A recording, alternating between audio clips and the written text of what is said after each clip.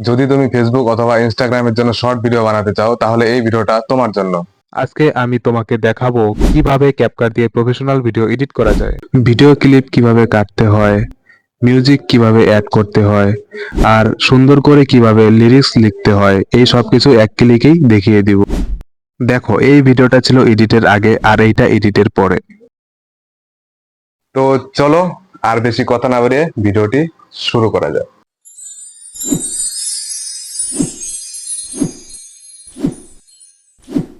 Reels video তৈরি করার জন্য সর্বপ্রথম আমাকে রিলস ভিডিও শুট করতে হবে। আমি এখন ক্যাপকাট অ্যাপ্লিকেশনটি ওপেন করে নিব। এবারে নিউ প্রজেক্ট অপশনটিতে টাচ দিব। এখান থেকে আমি একটা ভিডিও অ্যাড করে নিব। দেখো, এই যে ভিডিওটার সাইজ রয়েছে সেই সাইজ আমাকে সিলেকশন করতে হবে। এর জন্য এখানে রেশিও বোতামে ক্লিক করব। এখানে দেখতে পাচ্ছ 9:16 যে লেখাটা রয়েছে সেই সাইজটা আমরা সিলেকশন করে নিব। এই 9:16 সাইজটা হচ্ছে ফেসবুক, ইউটিউব, ইনস্টাগ্রামের শর্ট রিলসের জন্য বানানো। সাইজটা আমার সিলেকশন করা হয়ে গেছে। এখন আমি কর্নারে রাইট চিহ্নতে ক্লিক করব। এই যে ভিডিওটা আমি তৈরি করেছি, শুরুর দিকে দেখো খানিকক্ষণ চুপচাপ ছিলাম। যেখান থেকে আমি বলা স্টার্ট করেছি সেখান থেকে আমি স্লিপ করব। স্লিপ করার পরে বাঁ দিকে যে অংশটা রয়েছে সে অংশটাকে আমি ডিলিট করে বাদ দিয়ে দেব। এই অংশটা আমার প্রয়োজন নেই। এবার দেখো, ভিডিওটা যদি এরকম নর্মালি থাকে তাহলে কিন্তু ভিডিওটা সেরকম ভালো লাগবে না দেখতে। তো এখানে ভিডিওতে যত বেশি অ্যানিমেশন বসানো যাবে, যত বেশি এফেক্ট বসানো যাবে, যত বেশি ডিজাইন করে লেখা বসানো যাবে তাহলেই তো দেখতে ভালো লাগবে, আর তখন সবাই ভিডিওটা দেখতে চাইবে, লাইক দিবে, শেয়ার করবে।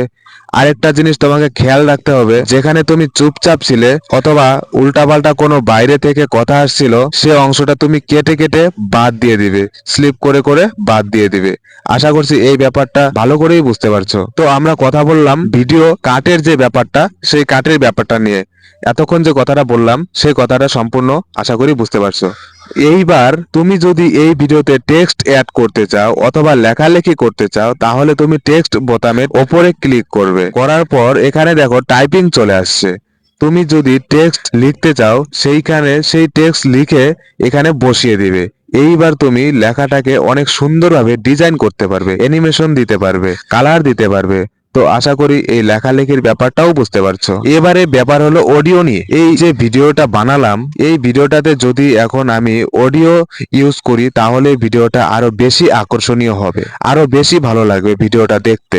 এর জন্য আমি চলে যাব নিচে সাউন্ড অপশনে। এই সাউন্ড অপশনে যাওয়ার পর সাইডে লেখা আছে ফাইল। তুমি ভিডিও থেকে নিতে পারবে অথবা মিউজিক সাউন্ড করতে পারবে অথবা এমপি3 থেকে নিতে পারবে। এখান থেকে যে কোনো একটা ক্যাটাগরি থেকে নিয়ে নিব। তো এখান থেকে আমি যে কোনো একটা অডিও ফাইল অ্যাড করে নিব।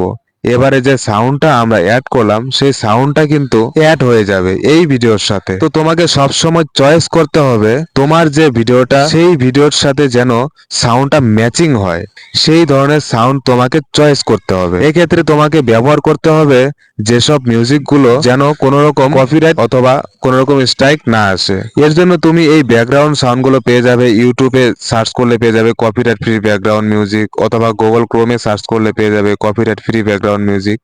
এখান থেকে তুমি যে কোনো ধরনের copyright free background music selection করে নিবে। তাহলে কি হবে, তোমার প্রোফাইল অথবা আইডি অথবা পেজে কোনো রকম সমস্যা হবে না। তো আমরা এই সাউন্ডের ব্যাপারটা বুঝে নিলাম। এবারে স্ক্রিনের যে ব্যাপারটা এটা দেখিয়ে দেব, কিন্তু ভিডিওটা অনেক লম্বা হয়ে যাবে। তোমরা যদি বাকিটাও দেখতে চাও তাহলে কমেন্ট করে জানাও, পরবর্তীকালের ভিডিওটাতে নিয়ে যাব। ভালো থাকো, সুস্থ থাকো।